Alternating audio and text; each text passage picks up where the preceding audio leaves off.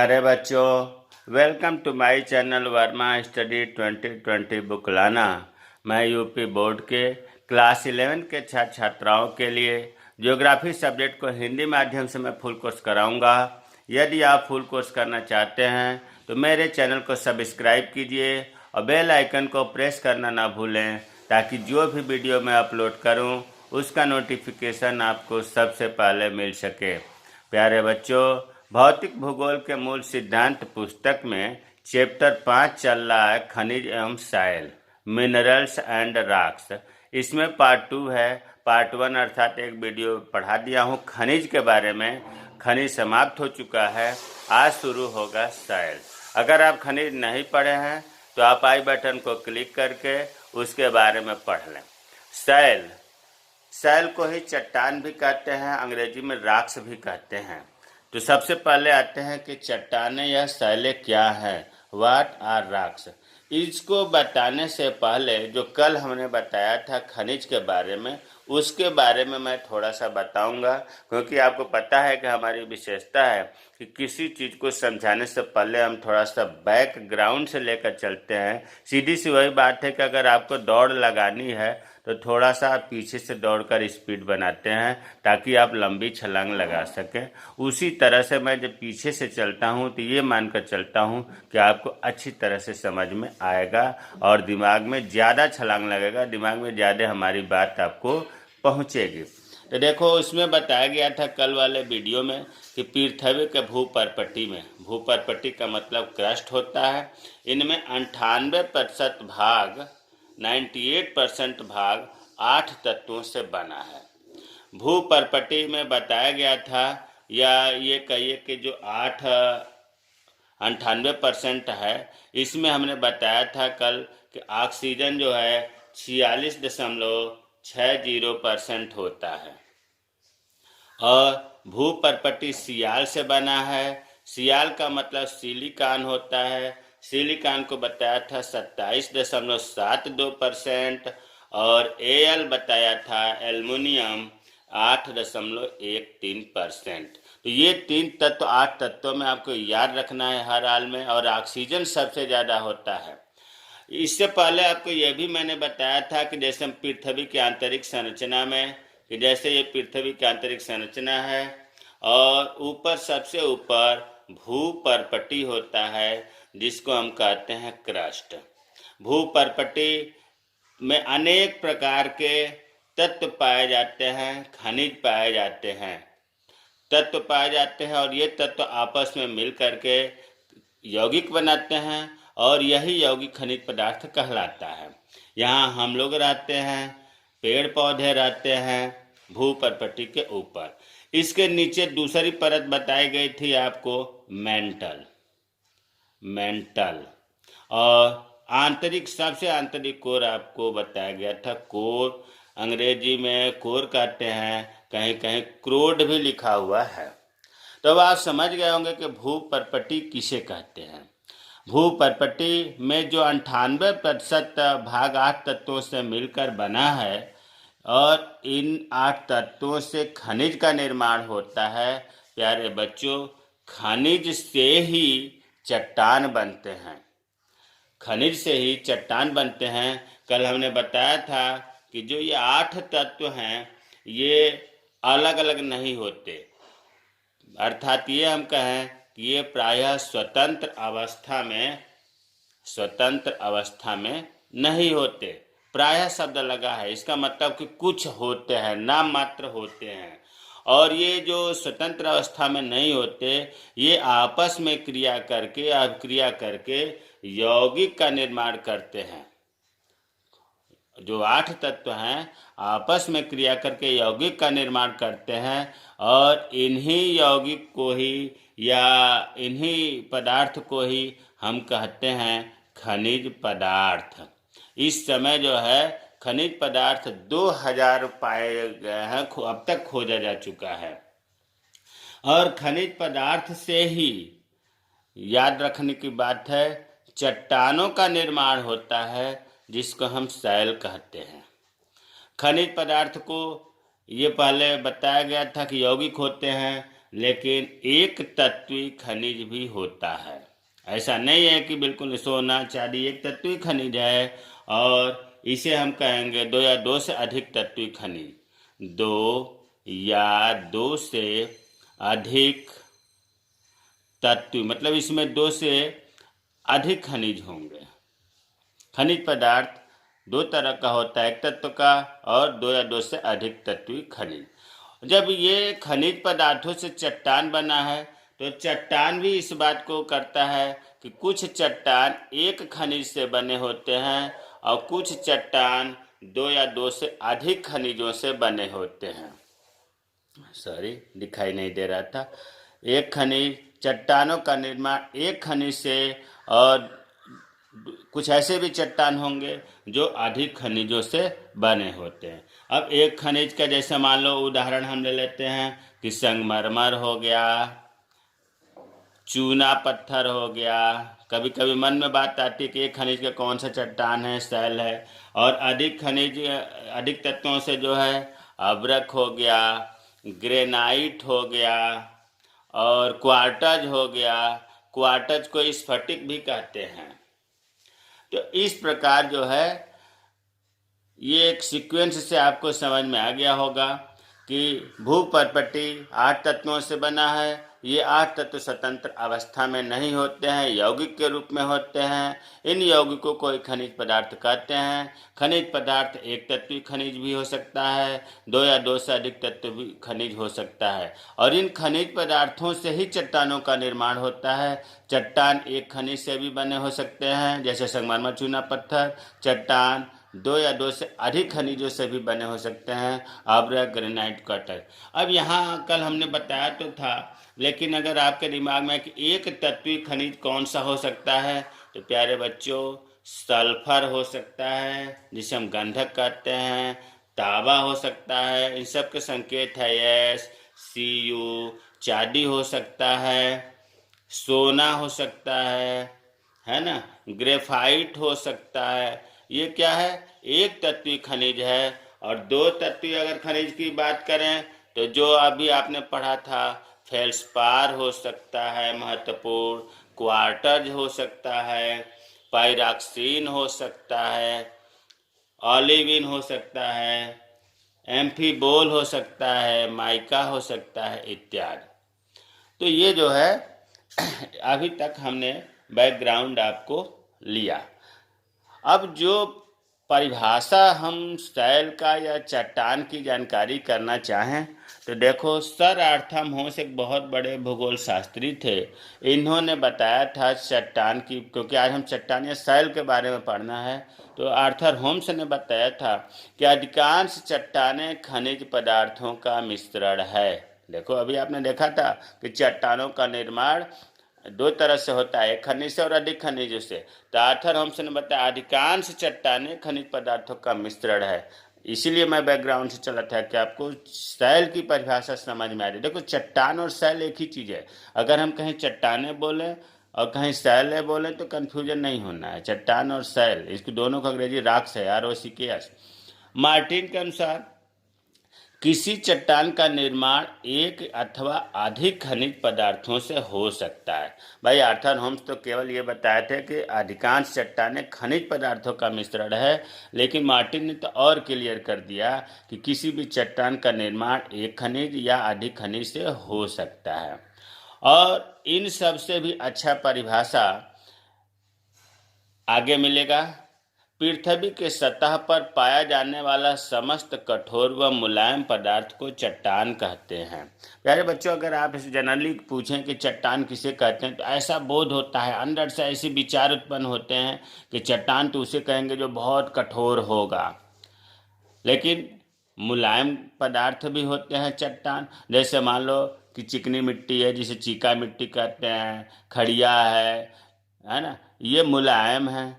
तो फिर चट्टान इन्हें भी कहते हैं। इसीलिए मैंने दो परिभाषा न लिख करके पृथ्वी की सतह पर, ध्यान दो क्रस्ट की बात हो रही है, क्रस्ट भूपर्पटी पर पाया जाने वाला समस्त कठोर, जितने भी कठोर पदार्थ हैं और जितने भी मुलायम पदार्थ हैं सबको चट्टान कहा जाता है।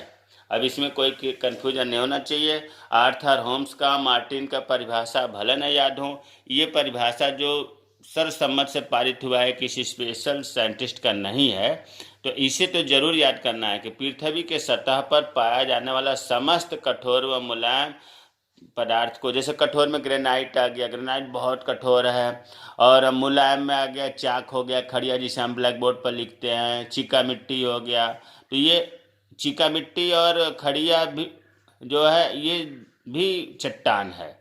तो अब समझ में आ गया होगा कठोर व मुलायम। देखो हमने ब्रैकेट में लिख दिया है उदाहरण, कठोर चट्टानें ग्रेनाइट है, स्लेट है, बलुआ पत्थर है और भी है, और मुलायम चट्टानें चीका मिट्टी, खड़िया, बालू, चूने का पत्थर, ये मुलायम चट्टान हो गया। लेकिन इतना जरूर है कि कठोर चट्टानें और मुलायम चट्टानें जो हैं ये कोई न कोई खनिज ही होता है। मतलब चट्टान एक या एक से अधिक खनिज से ही बनते हैं। तो परिभाषा में जो लिखा है कि समस्त कठोर व मुलायम पदार्थ ये खनिज पदार्थ ही हैं, और कठोर में ग्रेनाइट, स्लेट, बलुआ पत्थर हो गया, मुलायम में चीका मिट्टी, खड़िया, बालू, चूने का पत्थर हो गया।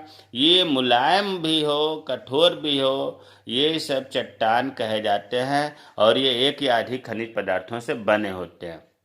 तो अब तक क्या निष्कर्ष निकला कि भूपर्पटी में जो तत्व हैं, मेन 8 तत्व हैं, इन 8 तत्वों से खनिज पदार्थ बना, और खनिज पदार्थों से चट्टान बना। वो अलग बात है कि खनिज पदार्थ एक तत्व से भी बन सकता है, अधिकांश तत्वों से बन सकता है। उसी तरह से चट्टान एक खनिज पदार्थ से बन सकता है, और एक से अधिक चट्टानों से मिलकर बन सकता है। तो अब चट्टान की क्या है, शैली क्या है, समझ में आ गया होगा। पृथ्वी की सतह पर पाया जाने वाला समस्त कठोर व मुलायम पदार्थ को चट्टान कहते हैं। जैसे उदाहरण लिखिए। अब आते हैं चट्टानों के प्रमुख प्रकार। देखिए चट्टानों के प्रकार जो है कई तरह से किया गया है। आप रचना के आधार पर और रासायनिक संरचना के आधार पर हम बताएंगे, बाकी महत्वपूर्ण नहीं है। इसमें भी रासायनिक संरचना के अनुसार कम महत्वपूर्ण है, रचना के अनुसार भूपटल पर 3, रचना का मतलब यह होता है कि उनकी बनावट के अनुसार 3 प्रकार की चट्टानें होती हैं। आग्नेय चट्टान, अवसादी चट्टान, रूपांतरित चट्टान। आग्नेय चट्टान को इंग्लिश में कहते हैं इग्नियस रॉक्स, सेडिमेंट्री रॉक्स और मेटामॉर्फिक रॉक्स। अवसादी चट्टान को परतदार चट्टान भी कहते हैं, रूपांतरित चट्टानों को कायांतरित चट्टानें भी कहते हैं। और रासायनिक संरचना के आधार पर अम्लीय शैल और क्षारीय शैल।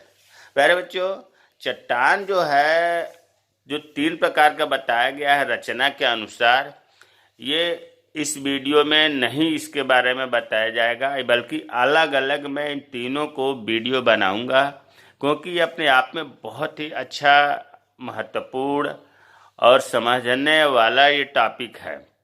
तो एक में हमने ये सोचा कि समझ में नहीं आ पाएगा, तो इसे जो है हम आगे बताएंगे। लेकिन थोड़ा सा हम यहाँ पर, जिसका आप कह लो टेलर, उसको मैं यहाँ बताना चाहता हूँ तीनों के बारे में, ताकि आप आगे आगे जो पढ़ेंगे आसानी से समझ में आएगा।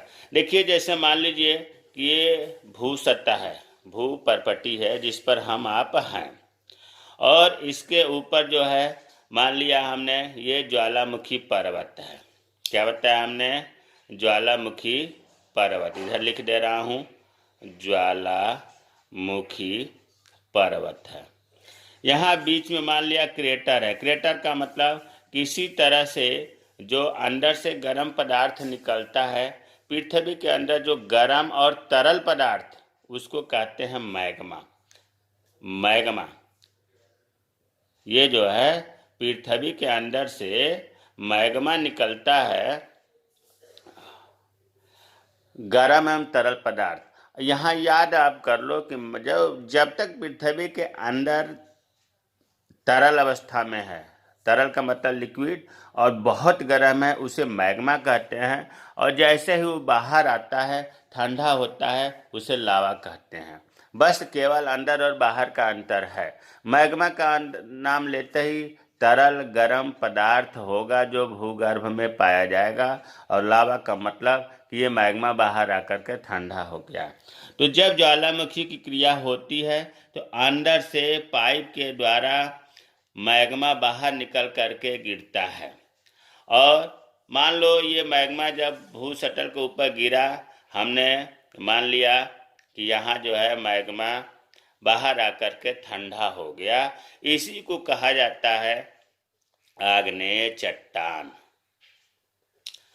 आग्नेय चट्टान का परिभाषा आप सिंपल भाषा में ये कह सकते हैं कि जब मैग्मा बाहर आकर के ठंडा हो जाता है उससे जो चट्टान बनती है उसे कहते हैं आग्नेय चट्टान। अब यहाँ मैग्मा नहीं कहा जाएगा, अब यहाँ लावा कहा जाएगा, क्योंकि बाहर आने के बाद ठंडा होने के बाद इसका नाम बदल जाता है, लावा कहा जाता है। और आग्नेय चट्टान जब बन गया तो देखो आग्नेय चट्टान के ऊपर जो है ये क्योंकि भूपटल के ऊपर बना हुआ है तो इस पर तेज ताप पड़ेगा, तापमान से वर्षा भी होगी, ठंड भी पड़ेगी, तो ये जो है कमज़ोर होगा। ऊपरी परत तो विशेष तौर से कमज़ोर होगा। क्योंकि भाई ताप पड़ा, टेम्परेचर से कोई चीज़ फैलती है, फिर बारिश हो गई सिकुड़ेगा, ठंड पड़ गई सिकुड़ेगा, तो बार बार फैलने सिकुड़ने से भी टूटेगा। अरे आप ही को अगर बाहर छोड़ दिया जाए तो आप भी तो कमज़ोर हो जाओगे, तेज़ धूप में, तेज़ बारिश में और तेज़ ठंड में। तो जो ऊपरी पर एक दिन में नहीं, ये हजारों लाखों वर्ष में ये टूटते हैं। ऐसा नहीं कि एक दिन में ये टूट गया आग्नेय चट्टानें। और ये जब ऊपरी परत टूट जाती है, क्षरण होने लगता है, टूट फूट होने लगता है, तो ये जो टूट फूट अवस्था है ये पानी की सहायता से, बर्फ की सहायता से, हवा की सहायता से, समुद्री लहरों की सहायता से ये टूट फूट, मान लो टूट गया, बारिश हो रही है, ऊपर से पानी आ रहा है, तो ये निश्चित है कि पानी के साथ ही वो टूटा फूटा अंश आएगा। और टूटा फूटा अंश आकर के जहाँ समतल है, जहाँ झील है, तालाब है, वहाँ पर ये इकट्ठा होगा। टूट फूट जो ऐसे अवसाद बोलते हैं, जो ऊपर का टूट फूट है, मलबा जिसे तलछट अवसाद बोलते हैं, यहाँ आकर के जम गया, इकट्ठा हो गया, पानी के साथ आ गया आग्नेय चट्टाने की टूट फूट का अंश। और जब इकट्ठा हो गया तो कुछ समय बाद इस पर क्या होगा कि इस पर वनस्पतियाँ उग जाएंगी, वनस्पतियाँ। और फिर आग्नेय चट्टान, बारिश हुआ या पर्वत, फिर इसके ऊपर परत जम गया, अब ये दब गए सब पौधे जो थे, पेड़ पौधे। फिर उसके बाद फिर एक और, मतलब ये परत दर परत टूटे फूटे अंश आकर जमते रहते हैं। इन्हीं को परतदार चट्टान कहते हैं या अवसादी चट्टान कहते हैं, अवसादी चट्टान कहते हैं। यहाँ चीज़ और बता दूं कि देखो जब पृथ्वी की उत्पत्ति हुई तो ठीक उसके बाद आग्नेय चट्टान का निर्माण हुआ था। आग्नेय चट्टान में कोई जीवाश्म नहीं होता है। क्यों नहीं होता? उस समय जीव जंतु पेड़ पौधे थे ही नहीं। लेकिन जब अवसादी चट्टान बनने लगा, इस समय जीव जंतु पेड़ पौधे आ गए थे। यही कारण है कि ये परत के अंदर दब जाते हैं और यही पेड़ पौधे लंबे समय तक दबे रहने के बाद कोयला बनाते हैं, प्राकृतिक गैस बनाते हैं, खनिज तेल बनाते हैं। तो अवसादी चट्टानें परत दर परत होती हैं, इनमें जीवाश्म पाए जाते हैं। आग्नेय चट्टानें बहुत कठोर होती हैं, इनमें परत नहीं पाया जाता, जीवाश्म नहीं पाया जाता। तो अब जो है फिर ये अवसादी चट्टानें ताप के कारण, दबाव के कारण, रासायनिक अभिक्रियाओं के कारण इनमें जो है एकदम परिवर्तन, नया पदार्थ बन जाता है। किसके कारण? हमने बताया, ताप के कारण, दाब के कारण, रासायनिक क्रियाओं के कारण अवसादी चट्टानें बदल जाती हैं, जिनको कहा नया पदार्थ बन जाएगा, मतलब इसका गुण इसमें बिल्कुल नहीं आएगा। इसे कहते हैं रूपांतरित चट्टानें, रूपांतरित चट्टानें या कांतरित चट्टानें। प्यारे बच्चों, ये जो ताप दाब के कारण नया आइटम बन गया, नया चट्टानें बन गया, ये केवल अवसादी का नहीं, आग्नेय चट्टानें भी ताप दाब के कारण एकदम नया आइटम बन जाता है, जिन्हें रूपांतरित चट्टानें कहते हैं। मतलब आग्नेय चट्टानें भी रूपांतरित चट्टानों में बदल जाती हैं और अवसादी चट्टानें भी रूपांतरित चट्टानों में बदल जाती हैं। और कभी कभी तो रूपांतरित चट्टानें भी रूपांतरित में बदलती हैं, जिन्हें पुनः रूपांतरण कहते हैं। तो हमें उम्मीद है कि एक आइडिया आग्नेय चट्टान, अवसादी चट्टान और रूपांतरित चट्टान के बारे में समझ में आया होगा। अब देखो, आगे हमें आग्नेय चट्टान का अलग, अवसादी चट्टान का अलग, रूपांतरित चट्टान का अलग वीडियो पढ़ना है। रासायनिक संरचना के अनुसार सैल दो प्रकार के होते हैं, अम्लीय सैल और क्षारीय सैल। इन दोनों के बारे में अध्ययन देख लेते हैं, अंतर देख लेते हैं। अम्लीय सैल महाद्वीपों की सतह का निर्माण हुआ। अम्लीय सैलों से देखो, जहाँ महाद्वीप है, महाद्वीप का मतलब स्थल मंडल और महासागर दो बताए गए। तो जो महाद्वीप हैं इनमें अम्लीय सैल मिलता है, और जो महासागरीय सतह है इसमें क्षारीय सैल मिलता है। अम्लीय सैलों में सिलिका की मात्रा 65 से 85% होती है, बहुत ज़्यादा होती है, जबकि क्षारीय सैल में सिलिका की मात्रा 45 से 55% होती है। अम्लीय सैल ज्वालामुखी पर्वतों के निकट पाए जाते हैं, क्षारीय सैल पठारों के निकट पाए जाते हैं। अम्लीय सैल कठोर होते हैं, क्षारीय सैल अपेक्षाकृत अम्लीय सैल के अपेक्षाकृत मुलायम होते हैं। जब ये कठोर होंगे तो स्वाभाविक है कि अपरदन बहुत कम होगा, क्षारीय सैल मुलायम होंगे तो अपरदन ज़्यादा होगा। जब भी मैग्मा तेजी से ठंडा हो जाए तो अम्लीय सैल बनते हैं। मैग्मा तेजी से ठंडा हो जाए, जब बाहर आएगा तो तेजी से ही ठंडा होगा तो अम्लीय सैल बनेंगे। और एक बात यहाँ याद रखना है कि जो भी मैग्मा जल्दी से ठंडा होता है उसके जो रवे हैं, जो क्रिस्टल हैं, जो दाने की साइज है वो छोटे होते हैं, जल्दी ठंडा वाले के छोटे होते हैं। क्षारीय सैल जब मैग्मा धीरे धीरे ठंडा होता है तो क्षारीय सैल का निर्माण होता है, और जब धीरे धीरे ठंडा होता है तो रवे बड़े होते हैं। रवे का मतलब क्रिस्टल से आप दाने से लगाइए, ये बड़े होते हैं। क्यों? क्योंकि मैग्मा धीरे धीरे ठंडा हुआ। तो इस प्रकार अम्लीय सैल और क्षारीय सैल में अंतर समझ में आ गया होगा। प्यारे बच्चों, मुझे उम्मीद है कि आज का वीडियो आपको पसंद आएगा। मेरे चैनल को सब्सक्राइब कीजिए। जो चीज़ नहीं समझ में आए कमेंट बॉक्स में कमेंट करें, मैं रिप्लाई करूँगा। कैसा लगा इसका भी आप कमेंट करें, अच्छा लगा कि बुरा लगा। ऐसा नहीं है कि बुरा है तो हम बताएं ही नहीं, कोई बात नहीं, कम से कम आने वाले वीडियो में सुधार करेंगे ताकि अच्छा से अच्छा वीडियो बने। मेरा ये उद्देश्य है कि जो बच्चा जियोग्राफी और इकोनॉमिक्स पढ़ता है वो इस विषय में 100% उसकी पकड़ हो। आने वाले समय में सिविल सर्विसेज के लिए, इंटर तो है ही, बीए के लिए, एमए के लिए, उसके लिए बहुत ही इजी हो जाए ये सब्जेक्ट। ऐसा रुचि पैदा करना है, ऐसा हमें अपना ज्ञान उन तक पहुंचाना है। जय हिंद, जय भारत।